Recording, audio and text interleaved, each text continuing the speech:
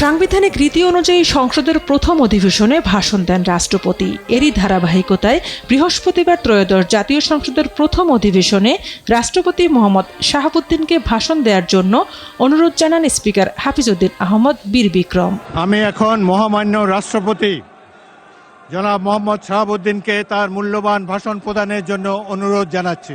সঙ্গে সঙ্গে বিরোধী দল জামায়াত ইসলামের নেতৃত্বাধীন 11 দলীয় জোটের সংসদ সদস্যরা জুলাই নিয়ে গাদ্দারি চলবে না, জুলাইয়ের সঙ্গে বিশ্বাসঘাতকতা বন্ধ করো সহ বিভিন্ন স্লোগান লেখা প্লেকার্ড নিয়ে দাঁড়িয়ে প্রতিবাদ জানান। এ সময় স্পিকার সকলকে শান্ত থাকার আহ্বান জানান। ভিগো ওয়্যার গার্ড প্রয়োজন মতো বাঁকানো যায়, অধিক চাপেও ভাঙে না। ভিগো।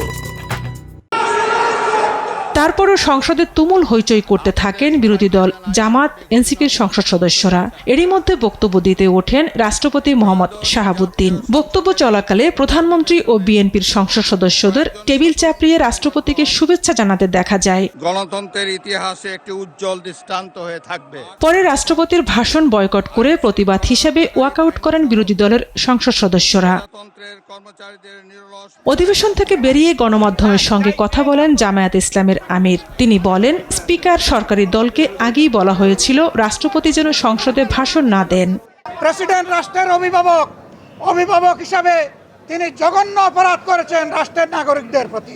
দুইটা মিডিয়ার সাথে সাক্ষাৎকার দিতে গিয়ে তিনি তা অস্বীকার করেছেন, নতুন গল্প সামনে নিয়ে এসেছেন। তিনি জাতির সামনে মিথ্যাবাদী হিসাবে সাব্যস্ত হয়েছেন।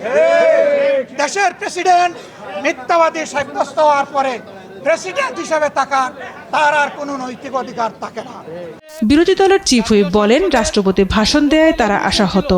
ফ্যাসিস্ট দোসর রাষ্ট্রপতি যখন বক্তব্য দিতে এসেছেন, আমরা স্পিকারের কাছে বারবার আহ্বান করেছিলাম আমাদের এই বিষয়ে বক্তব্য রয়েছে, সেই বক্তব্য বিরোধী দলীয় নেতা উনি উপস্থাপন করবেন, কিন্তু সেই সময়টা আমাদেরকে দেওয়া হয় না, আমাদেরকে কোনো ফ্লোর দেওয়া হয়নি। এর প্রতিবাদ স্বরূপ আমরা আমাদের প্রতিবাদ জানিয়ে সেখান থেকে ওয়াকআউট করেছেন। ঝর্ণা রায়, দেশ টিভি, ঢাকা। একটাই ধরতে পারি না এগুলো।